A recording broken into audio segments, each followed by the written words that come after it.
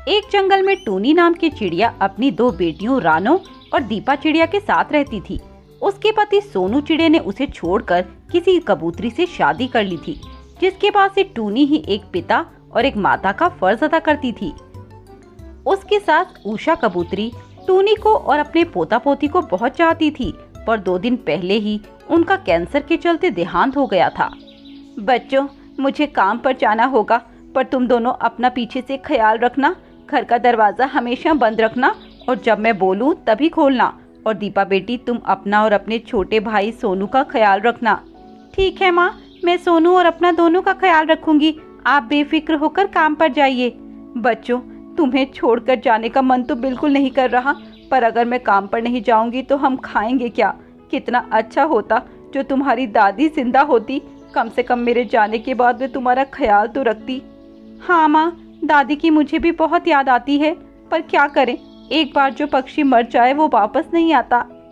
चलो ठीक है, गेट बंद कर लो और किसी के लिए खोलना नहीं। टूनी वहाँ से उड़कर अपने काम पर चली जाती है। तभी उनके पड़ोस में रहने वाला कालू कौवा उन बच्चों के पास आता है।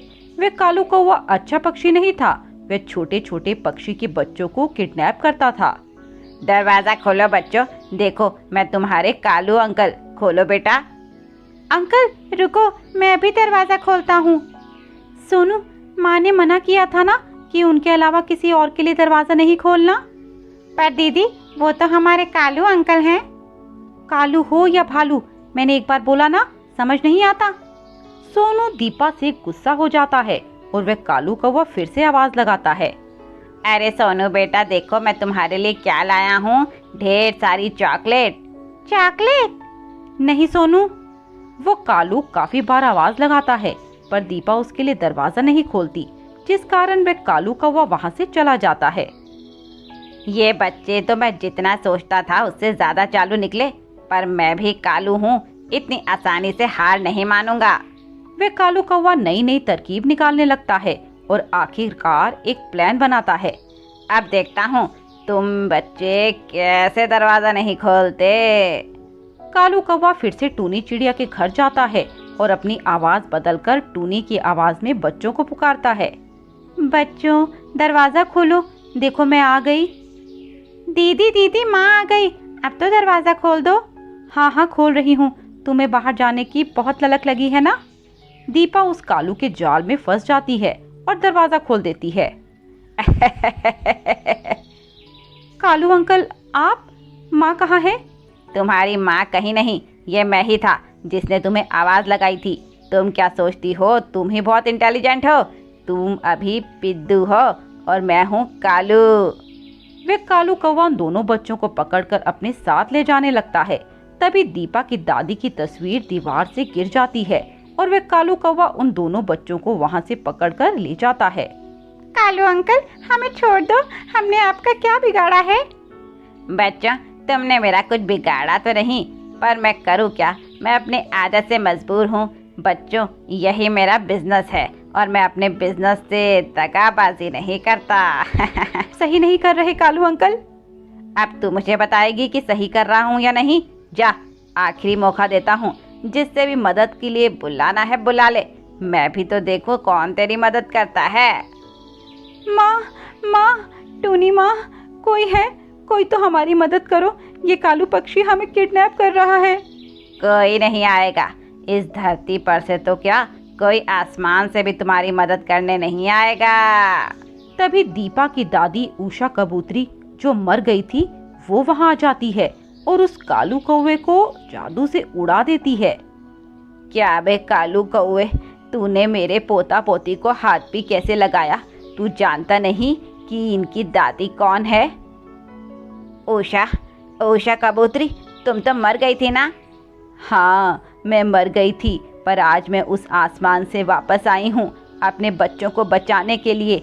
जब तक इनकी दादी है तब तक कोई भी इनका बाल बांका नहीं कर सकता।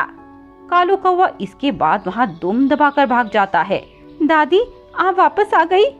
हाँ मेरी बच्ची, मैं वापस आ गई और अब मैं हमेशा तुम्हारे साथ रहूंगी और तुम्हारी रक्षा करूंगी, पर तुम मेरे बारे में अपनी माँ को कुछ मत बताना।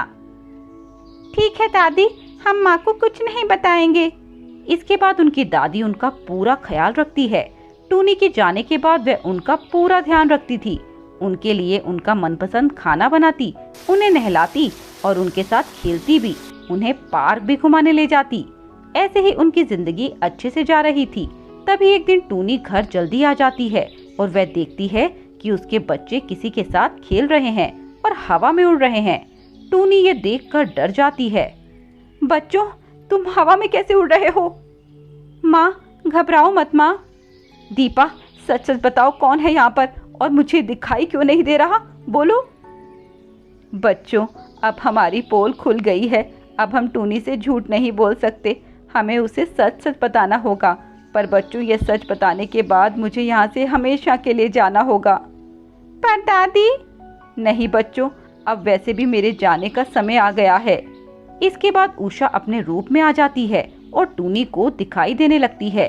टूनी उसे देखकर चौंक जाती है। माँ जी, आप?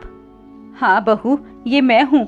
मेरा एक काम अधूरा रह गया था, इसीलिए मैं वापस आई हूँ। पर आप मुझसे क्यों छिपती रही? मेरे सामने क्यों नहीं आई? बहू, क्योंकि मैं तुझे परेशान नहीं करना चाहती थी। पर बहू, अब मेरा समय पूरा हो गया है, मुझे जाना होगा। माँ जी। नहीं बहू, मैं कुछ ही समय के लिए यहाँ आई थी। एक बार जाते जाते अपने पोता पोती को देख लूँ। तुझे भी देख लिया, अब मुझे सुकून है। अब मैं सुकून से जा सकती हूँ। इसके बाद उषा कबूतरी वहाँ से चली जाती है, पर अपने पीछे अपनी जायदाद टूनी के नाम कर जाती है और उसे खूब सारे पैसे भी दे देती है, जिस पैसे से टूनी अपने बच्चों को अच्छे से पढ़ाती और अपने लिए एक अच्छा सा घर खरीद लेती है।